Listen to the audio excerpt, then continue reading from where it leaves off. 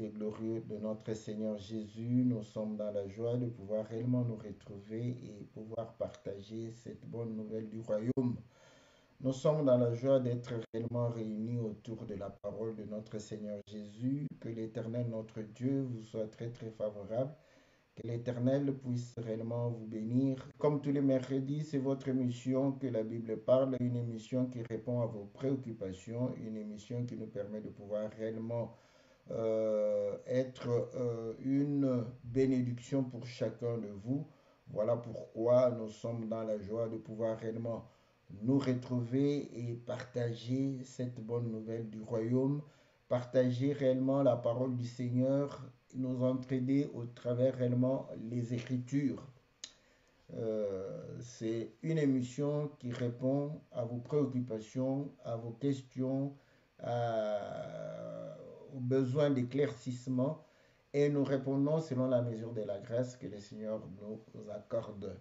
Voilà, bien-aimés dans le Seigneur, nous sommes là et nous allons pouvoir réellement répondre à la question de notre bien-aimé, n'est-ce pas, la question de notre bien-aimé Ghislain, n'est-ce pas, qui a posé la question sur les femmes qui aiment bien prêcher la parole, n'est-ce pas, les femmes pasteurs, docteurs, évangélistes, apôtres, n'est-ce pas? Voilà, donc et je crois que c'est ce qui va nous permettre de pouvoir réellement répondre. Bon, je vais lire sa question. Il dit pourquoi toutes les femmes qui prêchent sur la chair n'aiment pas l'épître de l'apôtre Paul. Voilà, donc bon, parfois s'efforce-t-elle à dire chaque fois que Paul parlait, c'était d'après ses pensées ou c'était selon ses convictions et pourquoi prennent-elles les exemples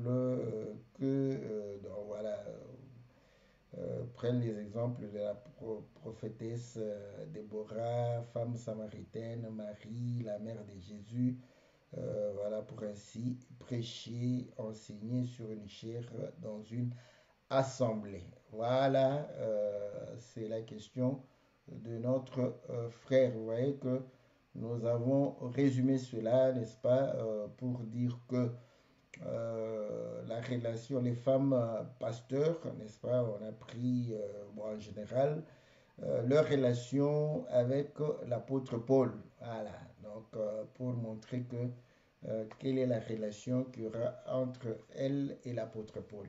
Voilà, bien-aimés dans le Seigneur, comme je l'ai dit, c'est votre émission que la Bible parle, une émission qui vous est présentée chaque mercredi à partir de 20h, une émission qui nous permet de pouvoir réellement éclairer la parole, une émission qui permet de pouvoir réellement avoir les précisions, une émission qui vous est présentée par votre bien-aimé le pasteur Philippe Mukinge. Voilà, nous prions le Seigneur afin que vous soyez bénis et que vous soyez assistés, vous qui donnez votre temps pour pouvoir réellement écouter la parole du Seigneur. Que l'Éternel, notre Dieu, vous soit très très favorable. Que l'Éternel puisse élever sa main et apporter toute la bénédiction qu'il faut. Que l'Éternel puisse exaucer le cri de votre cœur. Que le Seigneur puisse réellement vous accompagner partout où vous allez, tout ce que vous faites. Que la main de l'Éternel soit une main qui vous fasse prospérer, une main qui vous bénit, une main qui vous garde, qui vous protège, qui vous guide, une main qui vous assiste en toutes choses. Voilà, salutations à tous les frères et toutes les sœurs fidèles à cette émission. Que le Seigneur se souvienne de vous. Nous saluons le bien-aimé Jean-Didier, Jean-Marie, le bien-aimé Gabin, Guy. Nous saluons le bien-aimé Peter, que le Seigneur vous soit très très favorable. Salutations au bien-aimé Bertrand ainsi qu'à son épouse Sylvie. Nous saluons le bien-aimé Rocky et son épouse Cindy. Nous saluons, n'est-ce pas, notre bien-aimé Ouaro et la sœur Jessica, le bien-aimé Jacques, la sœur Cécile. Que le Seigneur vous soit très très favorable. Salutations à la sœur Cathy, la sœur Bia, la sœur Florence, la sœur Bibiche, la sœur Sylvie, la sœur Nyota. Nous saluons, n'est-ce pas, la sœur Liliana, la sœur José, la sœur Charlotte. Nous saluons la sœur Pélagie, la sœur Aurélie, le bien-aimé Ghislain qui nous a posé la question. Ainsi que toute sa famille, son épouse. Voilà, nous saluons le bien-aimé Farid. Voilà, bien-aimés dans le Seigneur, vous tous qui êtes réellement connectés, que le Seigneur vous soit très, très, très favorable, que le Seigneur vous bénisse, que le Seigneur puisse vous accorder toutes les bonnes choses du royaume. Que le Seigneur soit réellement une source de bénédiction. Salutations à notre bien-aimé Joshua. Que Dieu vous soit très, très, très favorable. Voilà. Maintenant, pour répondre à la question de notre bien-aimé, vous voyez, vous allez comprendre que la parole de Dieu, elle doit être considérée dans toute sa globalité. Voilà. Donc, nous allons lire les Écritures. Il y a les principes, n'est-ce pas, les principes de la parole. Écoutez, un des principes de la parole, nous sommes dans le livre de Jean chapitre 10. Jean chapitre 10. Le Seigneur dit ceci au verset 34. Jésus leur répondit, n'est-il pas écrit dans votre loi, j'ai dit, vous êtes des dieux. Si elle a appelé Dieu ceux à qui la parole de Dieu a été adressée, si l'écriture ne peut être anéantie. Donc vous allez comprendre qu'un des principes de la parole de Dieu, l'écriture ne peut être anéantie. Et ceci est corroboré par ce que le Seigneur va pouvoir dire encore dans le livre de Matthieu chapitre 5. Parce que là, vous allez voir que si on a ces principes ici, vous allez comprendre pourquoi il y a cette désamour entre les femmes pasteurs, docteurs. Ces femmes n'aiment pas l'apôtre Paul. Nous ne savons pas pourquoi. Voilà. Donc, dans le livre de Matthieu chapitre 5, au verset 17, il est écrit ceci, ne croyez pas que je suis venu pour abolir la loi ou les prophètes, je suis venu non pour abolir, mais pour accomplir, car je vous le dis en vérité, tant que le ciel et la terre ne se passeront point, il ne disparaîtra pas de la loi un seul iota ou un seul trait de lettre jusqu'à ce que tout soit accompli. Vous voyez, le Seigneur veille à ce que tout soit réellement considéré. Écoutez, maintenant, on va dire que quand le Seigneur le disait, il n'y avait pas les épîtres, oui, vous avez raison. Maintenant, lisons, n'est-ce pas, l'apôtre Pierre.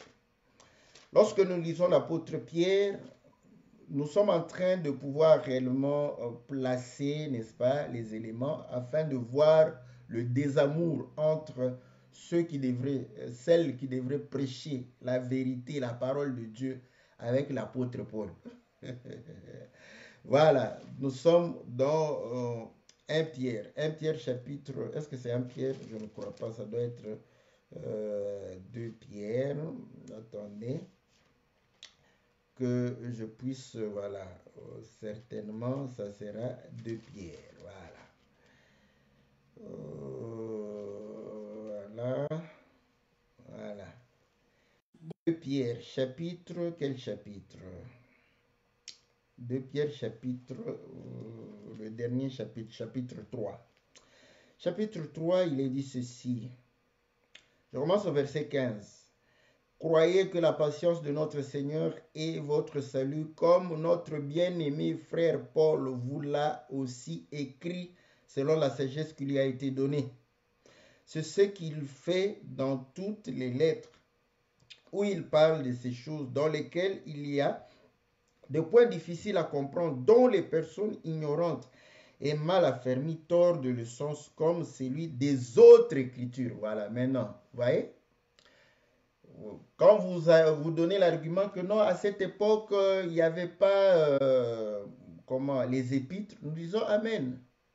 Mais quand Pierre écrit, il dit que Paul, n'est-ce pas, le fait dans toutes ses lettres. Ces lettres, ce sont les épîtres. Épître aux Romains, épître aux Corinthiens, épître, n'est-ce pas, aux Thessaloniciens, aux Colossiens, aux Philippiens, n'est-ce pas, et à Timothée, à Tite, n'est-ce pas. Paul dit que il met les points difficiles, n'est-ce pas, dont les frères, n'est-ce pas, ceux qui ont ouais, des points difficiles à comprendre, dont les personnes ignorantes et mal affermies tordent le sens, comme celui des autres écritures. Les autres écritures, là, ce sont les écritures, n'est-ce pas, de la loi, les prophètes et les psaumes. Vous voyez, c'est Pierre qui met les lettres de Paul au même pied d'égalité que les autres écritures. Voilà pourquoi nous comprenons que l'écriture ne peut être anéantie. Donc, vous ne pouvez pas commencer à prêcher la parole de Dieu, vous arrivez quelque part, vous sautez. Ou vous arrivez, vous dites que non, bon, c'est Paul. Voilà. Ceci répond à quel principe? Ceci répond au principe de Dieu, n'est-ce pas? Lorsque Israël était en train de sortir de l'Égypte. Quand Israël sortait de l'Égypte, écoutez ce que le Seigneur va pouvoir dire. Nous sommes dans le livre de Exode chapitre 12, n'est-ce pas? Voilà. Donc là, le Seigneur va pouvoir réellement recommander à ce qu'on puisse manger, n'est-ce pas, tout l'agneau, n'est-ce pas? Et il va pouvoir démontrer que si l'agneau n'est pas est trop grand pour la maison, n'est-ce pas? Vous devrez, n'est-ce pas, partager cela avec les voisins. Donc, est-ce que c'est 12 ou ça sera 11? Attendez, je vais voir là-bas si c'est... Ah voilà, je suis là. Au verset 4. Si la maison... Non, je commence au verset... Non, verset 4 c'est mieux. Si la maison est trop peu nombreuse pour un agneau, on le prendra avec son plus proche voisin. Selon le nombre de personnes, vous compterez pour cet agneau d'après ce que chacun peut manger. Ce serait un agneau sans défaut mâle âgé d'un an. Vous pourrez prendre un agneau ou un chèvron. Vous le garderez jusqu'au 14e jour de ce mois et toute l'assemblée d'Israël l'immolera entre les deux soirs. Donc vous allez comprendre que ici, il démontre qu'on doit manger tout l'agneau. Au verset 9, vous ne le mangerez point à demi cuit ou bouilli dans l'eau, mais il sera rôti au feu avec la tête, les jambes et l'intérieur. Vous n'en laisserez rien jusqu'au matin. Voilà. Jésus est l'agneau de Dieu qui ôte le péché du monde. Jean chapitre, n'est-ce pas, 1 ou 2, nous allons voir là-bas. Voilà, nous allons chez Jean. Jean dit quoi? Au verset, Jean chapitre 1, verset 35. Le lendemain, Jean était encore là avec ses deux disciples. Et ayant regardé Jésus qui passait, il dit, voici l'agneau de Dieu. Voilà. Donc, on comprend que l'agneau de Dieu, c'est Jésus. Et Jésus, n'est-ce pas, dans Jean chapitre 6, il va dire ceci. Voilà, il dit ceci. Jean chapitre 6, au verset 51. Je suis le pain de vie qui est descendu du ciel. Si quelqu'un mange de ce pain, il vivra éternellement. Et le pain que je donnerai, c'est ma chair que je donnerai pour la vie du monde. Là-dessus, le juif s'est disputé entre eux, disant, comment peut-il nous donner sa chair à manger? Voilà. Vous voyez, l'agneau qu'on doit manger, c'est la chair de Jésus. Et qu'est-ce que la chair de Jésus? Nous lisons Jean chapitre 1 au verset 1. Au commencement était la parole de Dieu était avec Dieu et la parole de Dieu était Dieu. Voilà. Au verset 14. Et la parole a été faite chair. Elle a habité parmi nous pleine de grâce et de vérité. Nous avons contemplé sa gloire, une gloire comme une gloire, comme la gloire du Fils unique venu du Père. Voilà. Donc, vous voyez que le Seigneur Jésus, n'est-ce pas, est la parole faite chair, la chair de l'agneau qu'il fallait manger, tout l'agneau. C'est la parole. Donc, nous devons considérer toute la parole de Dieu. Ça, ce sont les principes, n'est-ce pas, de tout celui qui prêche la parole de Dieu.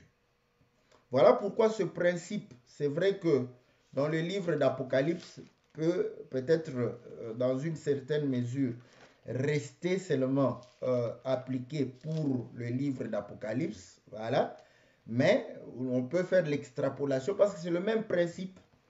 Nous lisons Apocalypse chapitre 22. Au verset 18, je le déclare à quiconque entend les paroles de la prophétie de ce livre. Donc, on peut l'appliquer que si quelqu'un y ajoute quelque chose, Dieu le frappera des fléaux décrits dans ce livre. Et si quelqu'un retranche quelque chose des paroles du livre de cette prophétie, Dieu retranchera sa part de l'arbre de la vie et de la ville sainte décrite dans ce livre. Voilà. Le principe reste le même. Vous voyez, ici, bon, vous savez, parfois, il faut savoir aussi le contexte circoncis pour bien discuter. Parce que si vous appliquez directement pour toute la Bible, vous allez comprendre que quelqu'un va vous dire, non, non, c'est appliqué seulement pour le livre de la Révélation. Donc, vous ne pouvez pas l'appliquer à tous les livres n'est-ce pas, de la Bible. Bon, je vais aller parce que je sais que il y a une écriture semblable. Je regarde ici à 8 secondes parce que Deutéronome 4, verset 2. Je vais voir là-bas. Excusez-moi. Bon, si je ne trouve pas, parce que je sais qu'il y a une écriture semblable aussi dans la loi qui démontre qu'on ne doit pas retrancher, n'est-ce pas, qu'on ne doit pas enlever quelque chose. Bon, j'espère que 8 secondes va m'aider dans ce sens-là. Donc, quand on a besoin de 8 secondes, il faut l'utiliser correctement. Voilà, 8 secondes m'a envoyé dans Deutéronome 4. Je commence au verset 1. Maintenant, Israël, écoute les lois et les ordonnances que je vous enseigne. Mettez-les en pratique afin que vous viviez et que vous entriez en possession du pays que vous donne l'Éternel, le Dieu de vos pères. Vous n'ajouterez rien à ce que je vous prescris et vous ne retrancherez rien, mais vous observerez les commandements de l'Éternel, votre Dieu, tel que je vous l'ai prescrit. Ah ouais, c'est la même pensée. Voilà, ça j'aime bien comme ça. Vous voyez, on ne retranche rien, on n'ajoute rien. Et vous allez comprendre que les écrits de Paul sont au même pied d'égalité que les autres écrits, la loi, les psaumes et les prophètes. Voilà. Bon, maintenant, nos mamans qui aiment bien prêcher la parole du Seigneur dans l'église, être ministre de la parole. Pourquoi ce désamour de Paul? C'est simple, c'est clair, parce que Paul les empêche de prêcher la parole. Voilà. Lisons les fameuses écritures qu'elles n'aiment pas lire, ou elles vont lire et après cela vont charger Paul. Voilà. Nous lisons, n'est-ce pas, dans 1 Corinthiens, chapitre 14. On dit ceci, au verset 32, j'aime bien ce verset. Les esprits de prophètes sont soumis aux prophètes, car Dieu n'est pas un Dieu de désordre, mais un Dieu de paix, comme dans toutes les églises des saints. Que les femmes se taisent dans les assemblées, car il ne leur est pas permis d'y parler, mais qu'elles soient soumises selon que le dit aussi la loi. Donc ici, Paul démontre que non, ce n'est pas permis à une femme de pouvoir parler dans les assemblées. Ce n'est pas seulement lui, vous voyez, quand on dit que c'est lui, ce n'est pas seulement, il dit, selon aussi que le dit la loi. Si elles veulent s'instruire sur quelque chose, qu'elles interrogent leur mari à la maison, car il est malséant à une femme de parler dans l'assemblée. Est-ce de chez vous que la parole de Dieu est sortie? Non. Ou est-ce que à vous seul qu'elle est parvenue? Non. Si quelqu'un croit être prophète ou inspiré, qu'il reconnaisse que ce que je vous écris est un commandement du Seigneur, pas son commandement. Bon. Alléluia. Si quelqu'un ignore, voilà, nous saluons toutes nos mamans, pastoresses, docteurs. Si vous ignorez, qu'il ignore. Ainsi donc, frères, aspirez au don de prophétie et n'empêchez pas de parler en langue, mais que tout se fasse avec bienséance et avec ordre. Donc, vous voyez, ici, c'est clair, mais vous allez comprendre que quand on n'aime pas quelqu'un, on n'écoute pas ce qu'il dit. C'est la même chose. Demandez ceux qui sont encore au banc de l'école. Quand vous n'aimez pas un professeur, vous n'allez pas comprendre son cours. Parce que quand il parle, au lieu d'écouter ce qu'il dit, de pouvoir être branché, vous pensez aux choses négatives. Donc quand elles vont lire ici, elles lisent, n'est-ce pas, que non, c'est Paul qui est en train de pouvoir parler. Mais et pourtant, Paul dit que si vous êtes inspiré, reconnaissez que c'est un commandement du Seigneur. C'est le commandement du Seigneur. Bon, si quelqu'un ignore. Bon, nous, on répond aux frères, hein, que le Seigneur te bénisse. Nous répondons aux frères. Pourquoi? N'est-ce pas? Elle n'aime pas Paul. Deuxième écriture qui fait très mal. Ici, au moins, vous voyez, Paul dit c'est le commandement du Seigneur. Mais ils sont aveuglés par cette écriture ici. De 1 Timothée chapitre 2, verset 9. Je veux, quand il dit je veux, ah, vous voyez, c'est Paul. Je veux aussi que les femmes vêtues d'une manière décente, avec pudeur et modestie, ne se parent ni de tresses, ni d'or, ni de perles, ni d'habits somptueux. Vous voyez, c'est Paul. C'est pas je veux, c'est pas Dieu qui veut, c'est Paul qui veut. Alléluia. Que les femmes, on dit, au verset 10, mais qu'elles se parent de bonnes œuvres, comme il convient à des femmes qui font profession de servir Dieu. Oh non, vous voyez, c'est Paul, je veux. Paul, c'est Paul qui veut, c'est pas Dieu. Alléluia.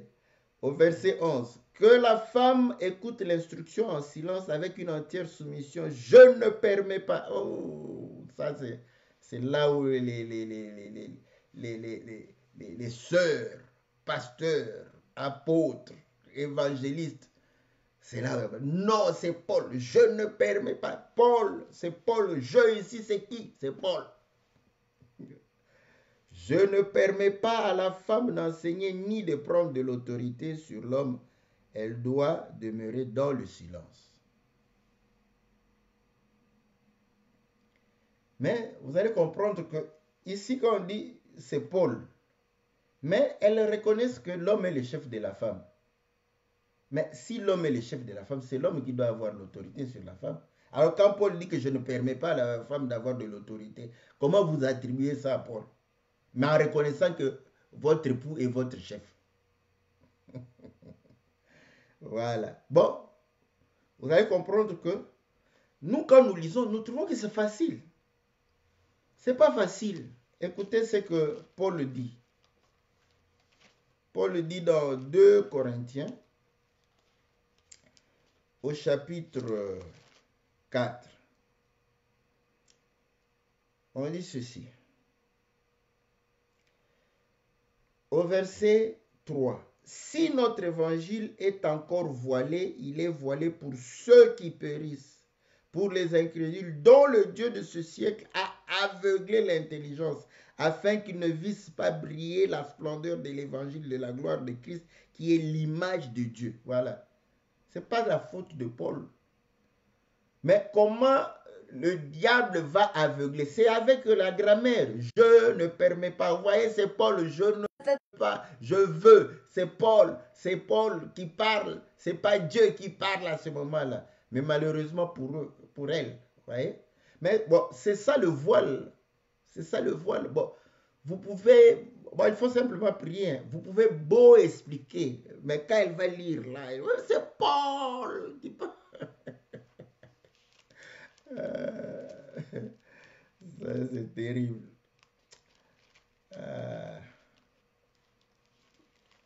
Voilà. Bon, lisons une écriture. N'est-ce pas?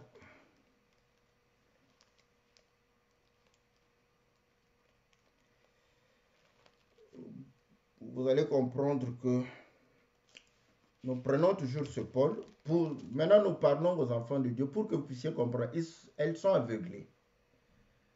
C'est le Dieu de ce siècle. Elles vont lire. Il y aura toujours un voile.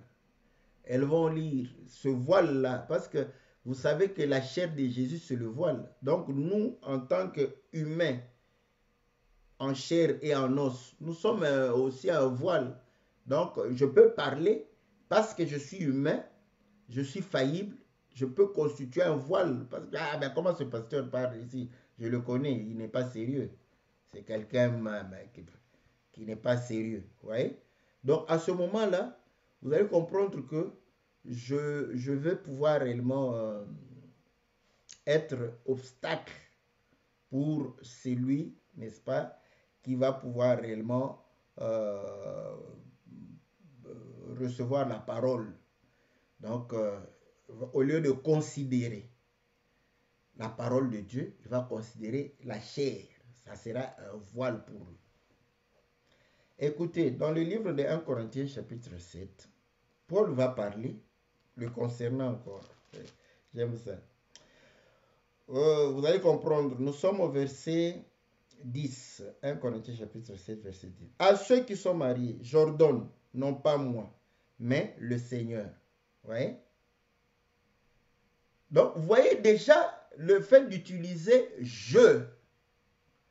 Cela ne veut pas dire ça engage nécessairement son avis. Voilà pourquoi ici, il va relever cela. Il dit, il n'a pas dit que, il n'a pas commencé pour dire que le Seigneur ordonne. Il dit, j'ordonne. Maintenant, pour leur dire que, bon, ce que je vais dire ici, je l'ai pris directement du Seigneur. J'ai répété le Seigneur. Parce que le Seigneur l'a déjà dit. Voilà pourquoi il dit, j'ordonne. Après, non pas moi, mais le Seigneur, que la femme ne se sépare point de son mari. Donc, c'est le Seigneur qui a ordonné qu'il n'y ait pas de séparation, pas de divorce. Matthieu chapitre 19. Donc là, il se réfère sur les paroles du Seigneur. Lisons Matthieu chapitre 19. Matthieu chapitre 19. Nous connaissons cette écriture-là, mais je vais lire. Il est dit ceci. Voilà. Au verset 4, il répondit, n'avez-vous pas lu que le Créateur au commencement fit l'homme et la femme, et qu'il dit, c'est pourquoi l'homme quittera son père et sa mère et s'attachera à sa femme, les deux deviendront une seule chair. Ainsi, ils ne sont plus deux, mais ils sont une seule chair, que l'homme donc ne sépare pas ce que Dieu a joint. Voilà. Donc, Paul n'a répété que ce que le Seigneur avait dit clairement comme ça, de manière, n'est-ce pas, audible. Il a dit. Et il répète. Il dit, voilà, ça c'est ce que je vous dis, c'est ce que le Seigneur a déjà dit à ceux qui sont mariés. Maintenant, il dit, si elle est séparée, qu'elle demeure sans se marier ou qu'elle se réconcilie avec son mari et que le mari ne répudie point sa femme. Voilà. Et là, vous allez comprendre que pourquoi nous avons dit que c'est le Seigneur. Continuons la lecture dans Matthieu 19, n'est-ce pas? Rentrons là-bas vite, vite. On dit, mais je vous dis, au verset 9, que celui qui répudie sa femme sauf pour infidélité et qui en épouse une autre commet un adultère. Vous voyez? Donc, voilà pourquoi Paul recommande que si la femme se sépare, qu'elle reste comme ça. Si l'homme aussi se sépare, doit rester comme ça. Donc, les frères et sœurs, bon, quand vous ne voulez pas écouter la parole, parce que frères et sœurs, quand vous refusez d'écouter la parole, vous pouvez vous séparer. Mais quand vous vous séparez, on vous dit, ok, parce que vous ne vous supportez pas proche, alors quand vous êtes séparés, restez comme ça. Alléluia, ça c'est bon. Vous voyez? Pourquoi? Parce qu'entre frères et sœurs, il n'y a pas de divorce. Il n'y en a pas. Donc il faut s'arranger pour s'entendre. Il faut s'arranger pour que vous reveniez dans votre premier amour. Donc il ne faut pas tout le temps penser le mal de l'autre. Ça va créer encore des difficultés. Et après tu dis, je ne supporte pas parce que tu ne penses que du mal de l'autre. Au verset 12, aux autres, ce n'est pas le Seigneur. Voilà pour dire que quand vous allez chercher dans les paroles du Seigneur, vous ne verrez pas ça. Ça va sortir de ma bouche. Alors c'est simplement ce qu'il va dire. Aux autres, ce n'est pas le Seigneur, c'est moi qui dis. Si un frère a une sœur non croyante et qu'elle consente à habiter avec lui, il ne la répudie point. Si une femme a un frère non croyant et qu'il consent à habiter avec elle, qu'elle ne répudie point son mari. Voilà. Il va continuer. Je saute là-bas. Au verset 25. Pour ce qui est de vierge, je n'ai point d'ordre du Seigneur, mais je donne un avis. Bon, c'est terrible. Hein? Vous voyez ici, il s'engage, mais il dit que je n'ai pas reçu d'ordre du Seigneur. Mais là, il dit, c'est pas le Seigneur, mais je dis. Vous voyez la différence, quand vous faites la différence, ici il dit, je n'ai pas reçu. S'il n'a pas reçu pour les vierges, c'est que pour les autres, il a reçu un ordre. Mais le Seigneur ne l'avait pas dit dans sa chair. Mais maintenant, lui, il a reçu un ordre. Bon, ça c'est compliqué pour une femme pasteuresse. C'est compliqué pour... Ah non, vous voyez, vous voulez toujours... Ok. Nous allons continuer. Voilà. Il dit, je donne un avis. Comme ayant reçu du Seigneur miséricorde pour être fidèle. Même dans ses avis, cet avis démontre, n'est-ce pas, sa fidélité par rapport, n'est-ce pas, à la pensée et à l'enseignement de Dieu. Vous voyez? Mais quand elle lit là, c'est l'avis de Paul. Mais cet avis est fidèle au Seigneur. Voilà pourquoi, lorsqu'on parle des dispensateurs de mystère, dans 2 Corinthiens chapitre... Non, c'est 1 Corinthiens. 1 Corinthiens chapitre 4, au verset 1. Ainsi qu'on nous regarde comme des serviteurs de Christ et des dispensateurs des mystères de Dieu. Du reste, ce qu'on demande des dispensateurs, c'est que chacun soit trouvé fidèle. Cette fidélité, donc il dit, je donne la vie et je sais que je suis fidèle. Donc, cet avis-là est fidèle au Seigneur. Elles ne peuvent pas voir ça. Quand elles lisent ça, elles sont aveuglées. C'est la vie qu'elles vont voir. Mais la fidélité au Seigneur, non, il ne faut pas. C'est la vie de Paul. Voici donc ce que j'estime bon à cause du temps difficile qui s'approche. Il est bon à un homme d'être ainsi. Hein? Et je saute encore, on dit au verset 39, une femme est liée aussi longtemps que son mari est vivant, mais si le mari meurt, elle est libre de se marier à qui elle veut, seulement que ce soit dans le Seigneur. Et elle est plus heureuse néanmoins si elle demeure comme elle est suivant mon avis, et moi aussi je crois avoir l'Esprit de Dieu. Ouais. Ça, donc les avis de Paul sont poussés par le Saint-Esprit. Mais quand elles vont lire, ça sera attribué à Paul. Oh, vous voyez, c'est Paul qui a parlé. C'est Paul qui a parlé. Mais écoutez, qui a été établi apôtre pour donner le fondement à l'Église des nations? C'est Paul. Et on refuse de se baser sur les enseignements de Paul. Lisons dans le livre de Galates. Galates, chapitre 2. Au verset 7. Au contraire, voyant que l'évangile m'a été confié pour les incirconcis, comme à Pierre pour les circoncis, car celui qui a fait de Pierre apôtre des circoncis a aussi fait de moi l'apôtre des païens. Donc, vous allez comprendre que Paul est l'apôtre des païens. La référence de nous les nations. Mais on rejette Paul. Mais quand vous rejetez Paul, vous rejetez votre fondement. Voilà pourquoi, dans le livre de 1 Corinthiens, vous voyez que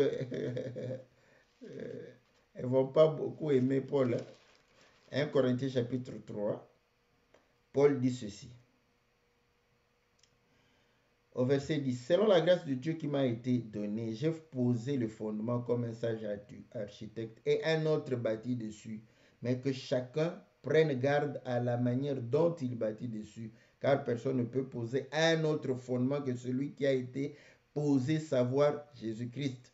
Or, si quelqu'un bâtit sur ce fondement avec de l'or, de l'argent, des pierres précieuses, du bois, du chaume, du foin, l'œuvre de chacun sera manifeste, car le jour la fera connaître, parce qu'elle se révélera elle se révélera dans le feu, et le feu éprouvera ce que l'œuvre de chacun.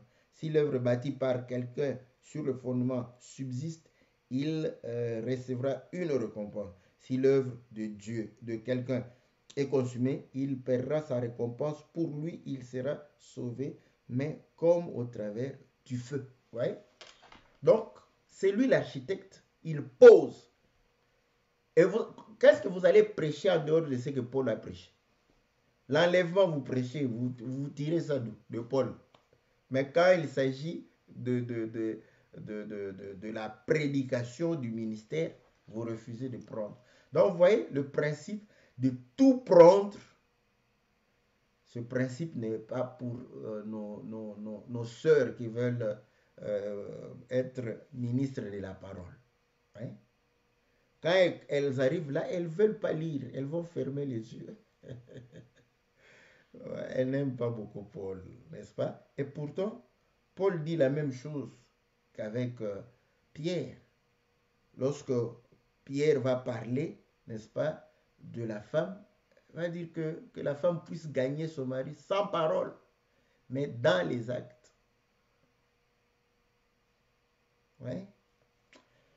Donc, vous allez comprendre que Paul donne une recommandation importante dans le livre de 1 Corinthiens pour dire ceci, au chapitre 1, verset 1. Paul, appelé à être apôtre de Jésus-Christ par la volonté de Dieu, et le frère Sosthène, à l'église de Dieu qui est à Corinthe, à ceux qui ont été sanctifiés en Jésus-Christ, appelés à être saints, et à tous ceux qui invoquent en quelque lieu que ce soit le nom de notre Seigneur Jésus, et leur Seigneur et le nôtre. Que la grâce et la paix vous soient données de la part de Dieu, notre Père, et du Seigneur Jésus-Christ. Donc, vous voyez, les lettres de Paul sont adressées à tous ceux qui invoquent le nom, en quelque lieu que ce soit.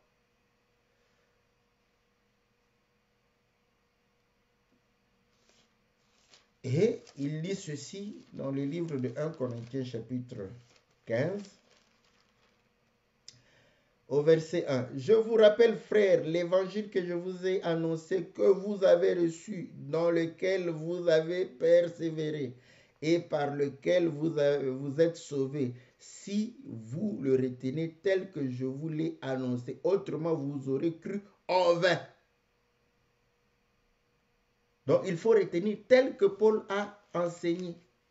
Voilà pourquoi il dit dans le livre de Galates chapitre 1, au verset 6, « Je m'étonne que vous vous détourniez si promptement de celui qui vous a appelé par la grâce de Christ pour passer à un autre évangile. Non pas qu'il y ait un autre évangile, mais il y a des gens qui vous troublent et qui veulent renverser l'évangile de Christ. Mais quand nous-mêmes, quand un ange du ciel annoncerait un autre évangile que celui que nous vous avons prêché, qu'il soit anathème. »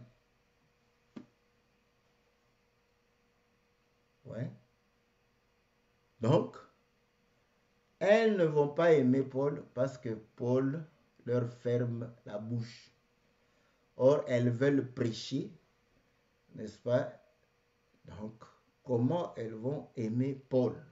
Elles vont vilipender l'homme de Dieu. Non seulement elle désobéit, mais elle vilipende aussi l'homme de Dieu. Maintenant, est-ce qu'on va leur forcer de pouvoir croire? C'est pourquoi la foi, c'est une grâce. Quand tu comprends ces choses, glorifie le Seigneur. Quand tu comprends ces choses, dis merci à Dieu. Parce que ces choses, n'est-ce pas, sont réellement des choses qui sont cachées, n'est-ce pas, aux yeux de ceux qui semblent être intelligents. Mais pour nous, ces choses sont assez simples, assez faciles. Donc, voilà ce que nous pouvons dire. Maintenant, il y avait une question. Lorsque elles prêchent, elles en font un peu trop. Hein, c'est ce que le frère a constaté. Bon, c'est normal. Hein, c'est normal. Pourquoi? Parce que c'est aussi la façon dont les églises de réveil conçoivent la prédication. Vous allez comprendre que dans l'église catholique et chez certains protestants, n'est-ce pas, vous allez comprendre que la prédication, comment on dit, l'homélie, hein, comme on disait, c'est vraiment posé. La base, c'est le calme. Le calme, c'est la présence de Dieu. Vous voyez? Donc, ils ont forgé, n'est-ce pas, cette culture de méditer dans le calme.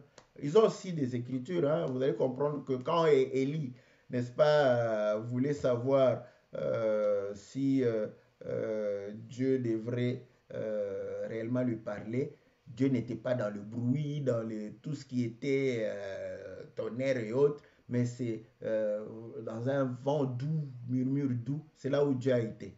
Donc c'est le calme, voilà pourquoi les catholiques, c'est toujours calme. Quand vous entrez dans leur couvent, vous aurez la chair de poule. Et quand vous êtes un ambianceur, directement, vous dites, oh, ça, cette vie, je ne peux pas avoir. Voilà. Donc, là, les prêtres, lorsqu'ils parlent, ils parlent assez calmement, assez à voix basse, tout ça. Mais dans les églises de réveil, il faut crier. Ouais. Bon, si moi je parle aussi assez basse, c'est parce que c'est de catholique à l'évangile de Christ. Donc, vous voyez, je n'ai pas su crier, tout ça. Donc, mais les églises de réveil, il faut crier, tout ça. Donc, voilà, elles aussi, quand elles prennent, elles doivent crier pour... voilà. Maintenant, quand elle crie, quand elle... bon, vous voyez, la femme, normalement, c'est une nature douce. Donc, la douceur, c'est la spécialité de la femme. Là, quand elle crie là-bas, c'est normal. C'est parce qu'on est habitué à voir, entendre, n'est-ce pas, et à espérer la douceur de la part de la femme. Donc, quand elle crie, ça fait bizarre. Donc, je crois que ce n'est que cet effet-là, n'est-ce pas? Mais bon, c'est comme ça que les églises des réveils ont formé, n'est-ce pas, les gens. Nous qui prêchons assez calmement, on va dire, tu vas faire dormir les gens. Bon, voilà. Bon, si vous voulez dormir, dormez. Mais si vous voulez écouter la parole du Seigneur, n'est-ce pas? Même si je parle assez calmement, vous allez écouter. Voilà pourquoi il faut dire des choses intéressantes, n'est-ce pas? Quand bien même vous allez les dire de manière posée, n'est-ce pas? Les gens vont s'intéresser à ce qui est dit. Vous pouvez crier, ça peut faire mal aux oreilles si vous ne dites rien d'intéressant. Donc, vous pouvez aussi parler calmement, vous dites quelque chose d'intéressant et les gens vont suivre. Voilà. Donc voilà ce que je pouvais dire par rapport à cet aspect de voir que non, elle en faisait trop, n'est-ce pas? Je crois que c'est plus par rapport à cet aspect, parce que les masseurs dans l'église catholique ont tendance à parler aussi comme les prêtres. Ouais. Donc c'est ça, c'est une école. Je crois plus c'est par rapport à cette école-là que les gens, n'est-ce pas, se essaye de s'exprimer. Voilà, donc ce que nous avions à pouvoir dire, n'est-ce pas, par rapport à la parole du Seigneur. Donc, pasteur, est-ce qu'on peut considérer cette écriture comme étant celle qui donne une totale autorité aux apôtres d'utiliser le je? Bon, quelle écriture? Euh, à ce moment-là, attendez. Voilà.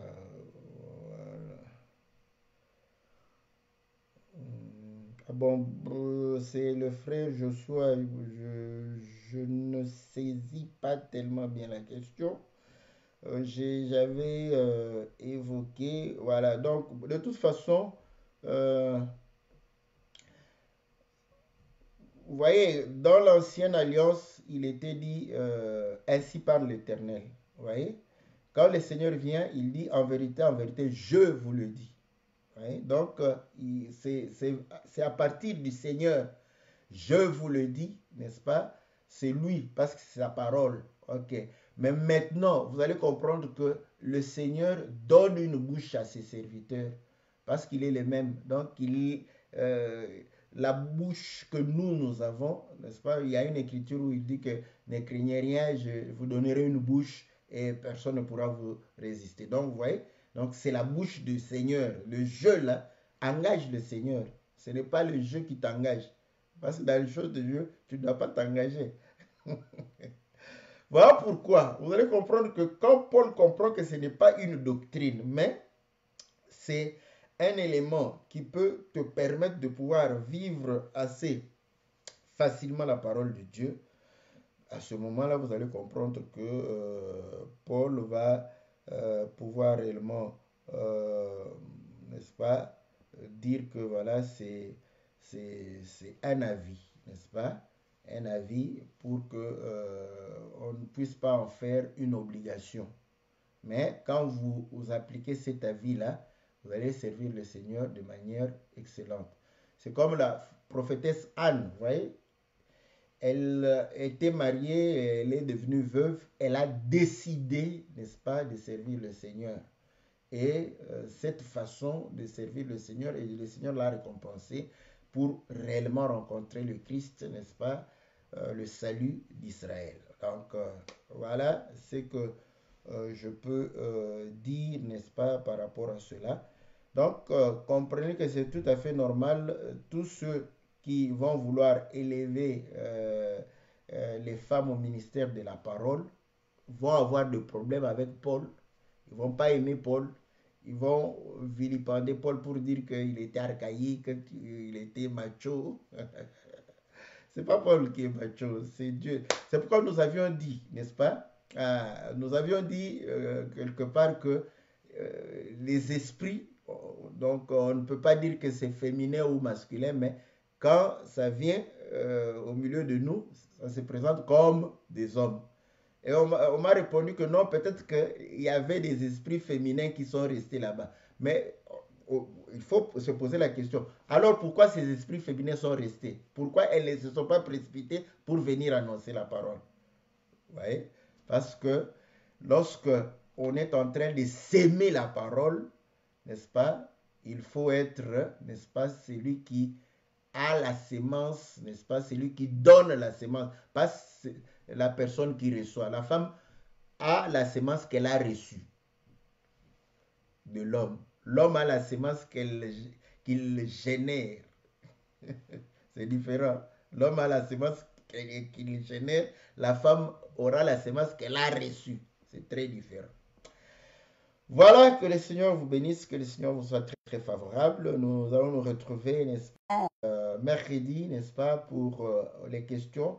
Donc, comme nous le disons, merci au bien-aimé Ghislain qui a posé les questions. Nous sommes ouverts pour les questions. Moi, je réponds aux questions. Vous voyez, toutes les questions, posées-les. Moi, je réponds aux questions.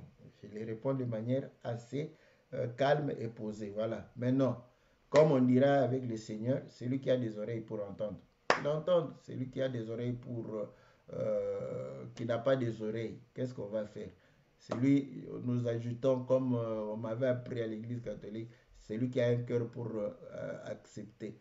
Il accepte. Que Dieu vous soit très très favorable. On se retrouve lundi, louons l'Éternel, mercredi, que la Bible parle. Que Dieu vous bénisse.